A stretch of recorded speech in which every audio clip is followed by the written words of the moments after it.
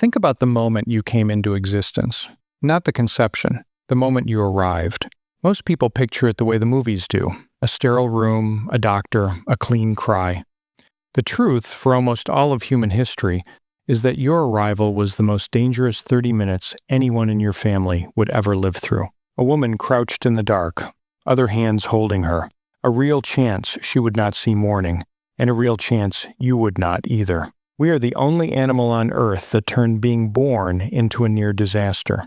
And the reason why we still survived it says something strange about what made us human. Start with the physics. Almost every other mammal gives birth with very little drama. A foal stands within an hour, a puppy slides out and the mother licks it clean. The reason it works for them and breaks for us is that somewhere around 3 to 4 million years ago, our ancestors stood up. Walking on two legs was a triumph for everything except one thing. It narrowed the pelvis. It twisted the birth canal into an S shape.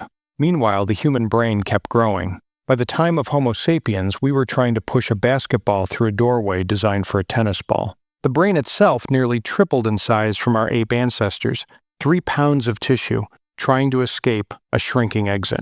The biologist Sherwood Washburn at the University of California, Berkeley, named this collision in Scientific American in 1960. He called it the obstetrical dilemma. Two great evolutionary winners, walking upright and a giant brain, smashed into each other inside the female body, and the price they charged was the human birth. To squeeze through, the baby has to perform a maneuver no other mammal performs. Karen Rosenberg at the University of Delaware and Wenda Trevathan at New Mexico State University laid this out across a series of papers in the 1990s. The infant enters the canal sideways, then rotates a quarter turn so its long head fits the long part of the pelvis, then rotates again to come out facing away from its mother, looking at her back. A chimpanzee baby is born facing forward, where the mother can reach down and guide it out herself.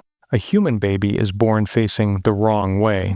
If the mother reaches down to pull, she pulls against the spine. The simple act of catching your own child, an act every other primate does instinctively, is dangerous for us.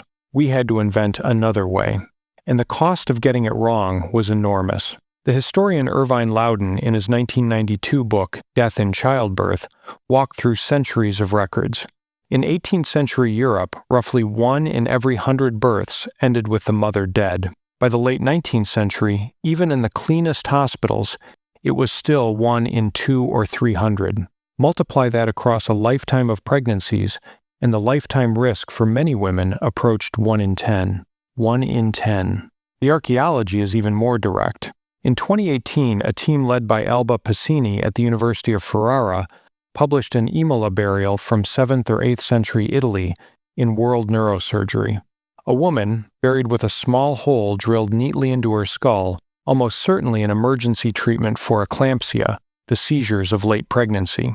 Between her thigh bones, the bones of her near-term fetus, partly expelled. Childbirth, mid-failure, frozen in soil for 1,300 years. So this is the textbook story. Walking made us smart, and being smart made us narrow, and being narrow made us die in childbirth. Until, in 2012, the anthropologist Holly Dunsworth at the University of Rhode Island and her colleagues did the math, and the story cracked. They published in PNAS, and the title was quiet. The argument was not. The pelvis, they showed, is not actually too narrow to deliver a larger baby. Computer modeled, a wider human pelvis would lose almost no walking efficiency. The real ceiling is metabolic. A pregnant woman runs at the very edge of what her body can fuel, about twice her normal metabolic rate. Beyond that, she would cook from the inside out. To match a chimpanzee's level of brain development at birth, a human pregnancy would have to last 16 months. No mother could survive that long under the load. Birth happens when it does not because the baby has outgrown the pelvis. It happens because the mother has run out of fuel. We are not born too early because of how we walk. We are born when the mother's own body burns through its budget. The obstetrical dilemma, in its tidy textbook form, may simply be wrong. Here is where it gets uncomfortable.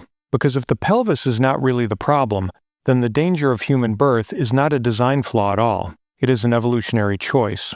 We chose to keep going. We chose to deliver a baby that, by primate standards, comes out 12 months early. A wobbling, useless, screaming creature that cannot lift its own head, cannot cling, cannot find a nipple unaided. And we somehow kept that baby alive anyway. How? Not on biology alone, on other people. Wanda Trevathan spent decades documenting human birth across cultures, from the Hadza in Tanzania to small villages in Mexico. The pattern is almost universal. Humans give birth in the company of other women, a mother, a sister, a grandmother, a midwife. Bonobos do something similar in the wild, so the line is softer than we once thought. But among humans, it is near total. Out of every culture ever recorded, women giving birth alone are the rare exception. And most of those alone births still end with someone arriving to help. We are, by an enormous margin, the most assisted birth in the animal kingdom. The thing we invented to survive our own anatomy was each other. Childbirth for our species is the only major mammalian event that almost requires a witness. So put it together. The textbook says the danger came from how we walk. The new science says it came from how we metabolize. The bones say it killed many of the people who tried. And the ethnography says we got through anyway. Not because the body was cleverly designed for it, but because, at some unknown moment in deep time, somebody saw a woman in trouble and stayed, held her up, caught the baby that was facing the wrong way, cleared the airway, cut the cord. The first medicine in human history was not an herb. It was not a drilled skull. It was not even a tool. It was a pair of hands that did not walk away. And that is the strangest thing about how you got here. Long before the first dentist, the first surgeon, the first hospital, before any of the things we count as civilization, somebody had already chosen to save somebody else from dying alone. You inherited the body of an animal that almost cannot be born. You also inherited the species that learned to be born together. The next time you are alone, in the dark, and the world feels too large, it might be worth remembering this. The very first thing that ever happened to you was not your mother. It was somebody else's hands, reaching for you in the dark, deciding you were worth saving.